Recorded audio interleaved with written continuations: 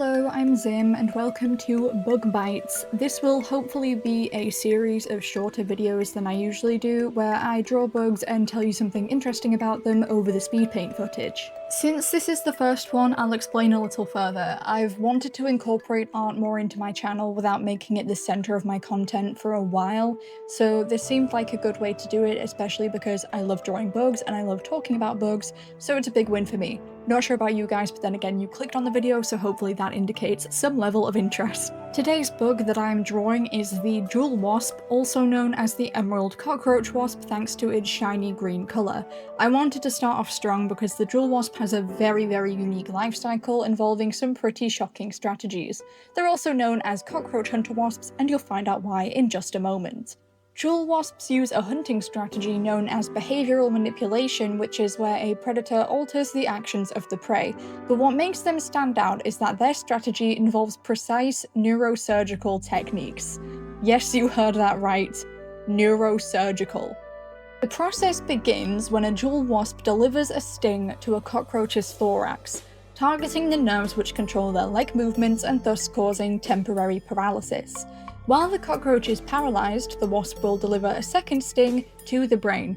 It reaches the brain by inserting its stinger through a gap in the exoskeleton. And so, the sting will specifically target regions of the brain which would prompt escape or similar instinctual reflexes, disabling them completely with a cocktail of around 200 compounds to create a powerful neurotoxin. This puts the roach in a docile state where it is alive but does not feel the need to run or resist.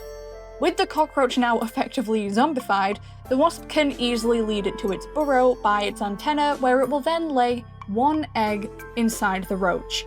Keeping it alive but compliant allows the larva to develop inside the roach, feeding on its insides as a fresh food source.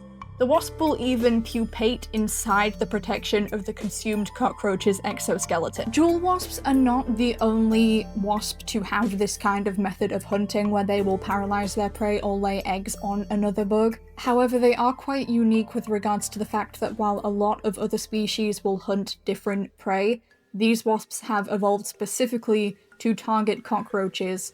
Their stings and the venom within their stings contains neurotoxins specifically targeting regions of a cockroach's brain to get the desired effect. They even have sensory organs inside their stingers which detect the consistency of the brain tissue so that they know that they are targeting the correct regions. And you know, they don't go to medical school for this, they just pop out of their pupa and they just know how to do it. That's kind of insane when you think about it. They hold too much power. But in all seriousness, they pose no threat to us. Jewel wasps are quite striking compared to the stereotypical image of a wasp because of their metallic bluish-greenish colour, as well as the fact that they are a solitary species as opposed to a social one. This means that they live alone, they raise their young independently, and they do not have a colony. They're also less likely to be aggressive than you'd expect, since they don't have a colony or nest to protect, and their hunting is specific to cockroaches. They're unlikely to sting unless directly threatened. And not only do they pose a minimal threat to humans, they are also quite beneficial because of the fact that they work as a natural cockroach pesticide. This makes them especially helpful in any areas with an active roach problem.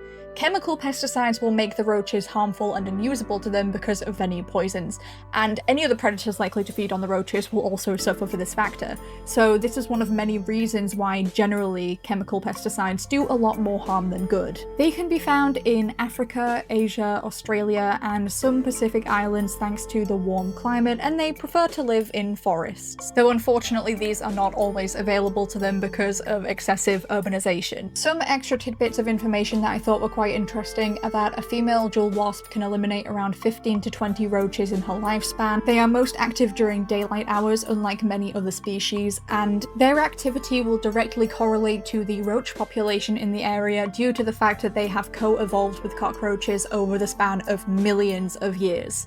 And that's all I have to say on that really, so I hope you enjoyed this more experimental, shorter video. It was a lot of fun to make and I do plan to make this a series, not exactly with a routine upload schedule, but just as an occasional bonus video when I'm feeling the itch to draw a bug. If you like this, perhaps subscribe, and if you like the drawing especially, you can actually buy it as a sticker on my ACG goods store, along with a few other bug-related designs if that's your thing. And if bugs are really your thing, don't be scared to comment some topic suggestions or suggest some bugs I could draw for this series. Okay, that's everything. Thanks, bye, love you, I just lost the game.